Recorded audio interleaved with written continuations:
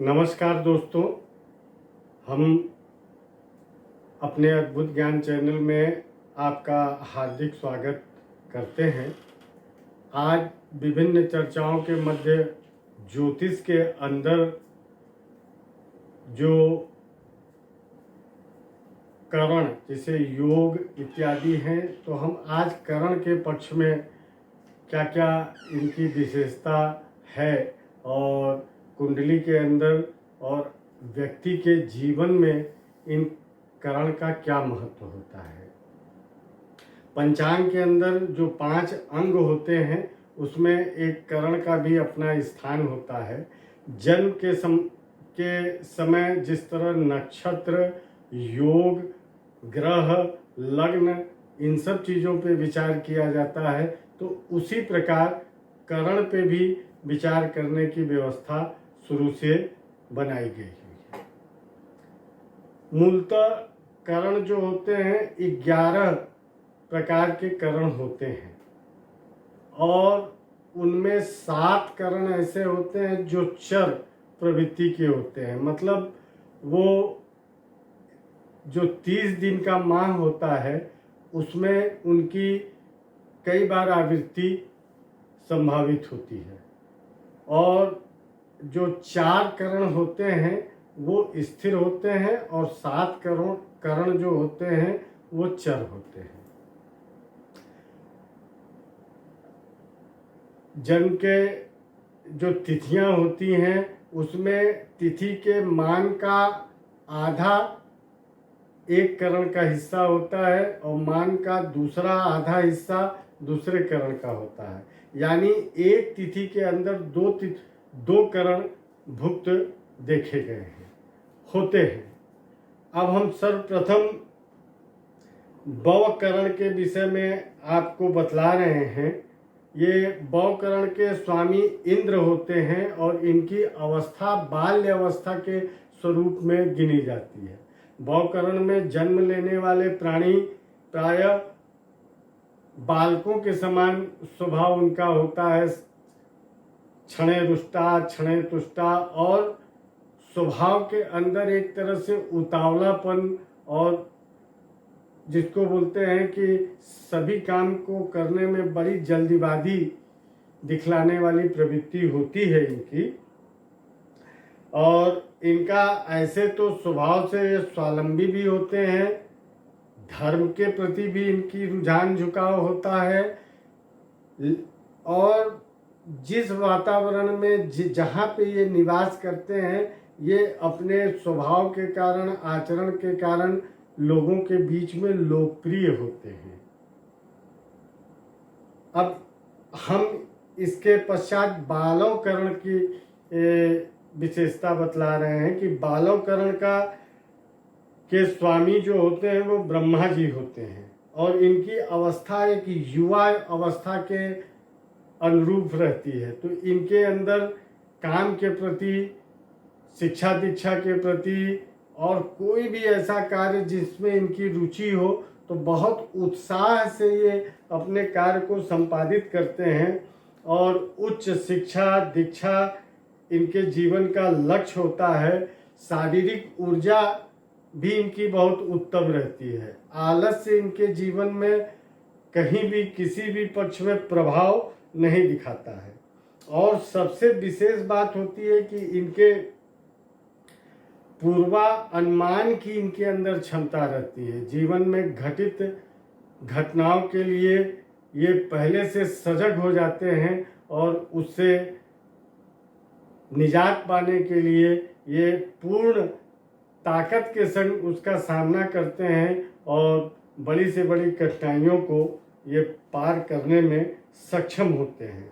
हाँ, कहीं कहीं ऐसे करण वालों के दाम्पत्य जीवन के मध्य में जरूर कुछ न कुछ वैचारिक मतभेद की स्थितियां देखने को मिलती हैं, लेकिन प्रायः सभी के संग ऐसा नहीं होता है। अब हम कौलवकरण के विषय में आपको जानकारी दे रहे हैं। इसका स्वामी सूर्य देव होते हैं और ये बहुत ही व्यवहार कुशल व्यक्तित्व के स्वामी होते हैं और इनका मित्रों में, समाज में या अन्य किसी भी बड़े संगठन इत्यादि के कार्य में बड़ी रुचि और इनका दायरा बहुत बड़ा होता है। ये सेवा कार्य करने में इन्हें आत्मसंतुष्टि महसूस होती है। स्वभाव के अंदर निडरता और प्रायः ये आडंबर से अपने आप को दूर रखते हैं। तैतिलकरण इसके भी स्वामी सूर्यदेव ही हैं। ये बड़े ही सरल स्वभाव के व्यक्ति होते हैं। इनके अंदर संतोषी प्रवृत्ति रहती है। प्रकृति में थोड़ा सा आलस्य का भी समावेश जरूर रहता है और सुस्वाद भोजन करने के ये आदी होते हैं। भोजन, रहन सहन के अंदर कहीं न कहीं विलासता, सौंदर्य इनके दिखाई पड़ता है। गर करण, इस करण के स्वामी पृथ्वी माने जाते हैं। स्वभाव से बहुत शांत, सरल और गंभीर प्रकृति के इनका व्यक्तित्व होता है। भूमि संपदा इनको विरासत में प्राप्त होती है और अपने भी परिश्रम और पुरुषार्थ से धन, मान, सम्मान, प्रतिष्ठा अर्जित करने में ये सक्षम होते हैं। वणिज करण की चर्चा करते हैं तो इनके भी स्वामी पृथ्वी ही होते हैं और ये अपने नाम के अनुरूप प्रायः इनके आजीविका का साधन व्यवसाय होता है और स्वतंत्र रूप से व्यवसाय करने के प्रति इनका रुझान, झुकाव रहता है। ये गणित के प्रति अभिरुचि, लेन देन के व्यवहार में निपुणता, ये इनका एक स्वाभाविक गुण होता है। ये इनके आजीविका के साधन भी अनेकानेक हो सकते हैं और जीवन को जीने की शैली इनकी बहुत मौज मस्ती से युक्त रहती है और प्रायः ऐसे करण वाले व्यक्ति व्यवसाय में सफल होते देखे गए। हम वृष्टिकरण की बात करते हैं तो वृष्टिकरण के स्वामी यम यानी यमराज जी होते हैं। ये अस्थिर प्रवृत्ति का प्राणी होता है। इन्हें सामाजिक पक्षों में बहुत आसक्ति बनी रहती है। क्या चीज़ नई आई, किस चीज़ को कैसे इस्तेमाल करना है, कौन सी चीज़ का संग्रह करना है, ये सब आसक्ति वाली प्रवृत्ति होती है। इनके अतिरिक्त अगर ये जातक स्त्री हैं तो पुरुषों के प्रति इनका रुझान होता है। जातक पुरुष है तो स्त्रियों के प्रति इनका रुझान होता है। गीत, सभा, मंडली, गायन, कवि सम्मेलन इत्यादि के प्रति इनकी अभिरुचि अन्य करणों के जातकों से अधिक होती है। छोटी छोटी बातों को लेके ये वाद विवाद तक पे आमादा हो जाते हैं। साथ ही साथ शॉर्टकट, छोटे या अनैतिक कार्यों से भी पैसा कमाने में ये कोई भी परहेज नहीं करते हैं। पैसा आना चाहिए, जीवन में जितना ऐशो आराम है वो मिलना चाहिए। इनकी प्रमुखता इन्हीं विषयों के ऊपर ज़्यादा रहती है।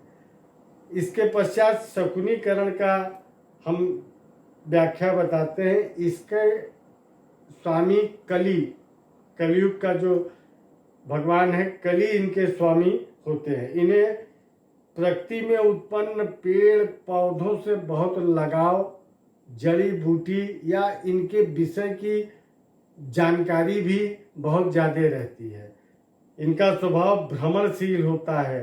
ये पहाड़ों पे या दूर दराज कुछ अच्छे स्थानों पे, तीर्थ स्थानों पे, जंगल इत्यादि की सैर करने में, घूमने में इनका मन बहुत लगता है। यह बहुत ज़्यादा सामाजिक भी नहीं होते हैं और बहुत जल्दी किसी से घुलते मिलते भी नहीं हैं। एकांत प्रिय रहना, एकांत में रहना इनके स्वभाव की एक विशेषता होती है। बहुत छोटे छोटे बातों में आपस के लोगों से इनके वैचारिक मतभेद की भी संभावनाएं प्रबल रहती हैं। अब हम चर्चा करते हैं चतुष्पाद करण के। इनके स्वामी या देवता कहें तो रुद्र होते हैं। ये स्वभाव से धार्मिक एवं आस्तिक प्रवृत्ति के होते हैं। इनकी बुद्धि बहुत तेज होती है, लेकिन बिना लोगों के उत्साहित किए हुए ये किसी भी बड़े कार्य को करने में सक्षम नहीं हो पाते हैं। और तरह तरह के भोजन की भी इनकी बड़ी अभिरुचि होती है। खासकर पशु पालना,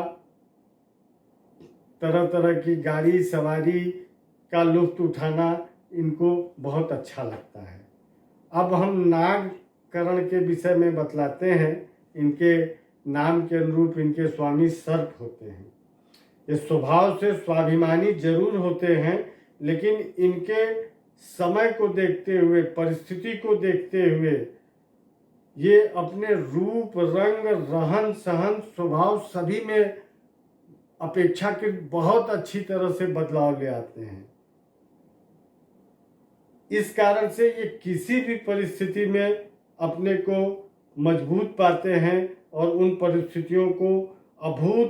परिस्थितियों से लड़ने की अभूतपूर्व क्षमता इनके अंदर बनी रहती है और लोगों के लिए ये सहयोग के लिए बहुत ही सहायक सिद्ध होते हैं। तमाम छोटी मोटी अस्थिरताओं के संग इनके अंदर ईमानदारी का गुण और वफादारी दोनों देखने को मिलती है। किस्तुग्न करण के विषय में बात करते हैं तो इनके देवता वायु हैं। इनका रहन सहन, कुल, परिवार, ये सब एक ट्रेडिशनल होता है जो धार्मिक मान्यताओं के अनुरूप, सामाजिक मान्यताओं के अनुरूप इनको रहना, कार्य करना ज़्यादा पसंद होता है। इनको संगठन में और समाज में के कार्यों के प्रति बहुत अभिरुचि होती है और जहाँ ऐसे कुछ कार्य हों जो सामाजिक परिप्रेक्ष्य में लोगों के लिए लाभ पहुँचाए, तो ऐसे कार्यों में इनकी अभिरुचि बहुत रहती है। और जीवन पर्यंत समाज, परिवार, देश, इन सब के विचारों से, इन सब के सरोकारों से इनका सरोकार जुड़ा रहता है।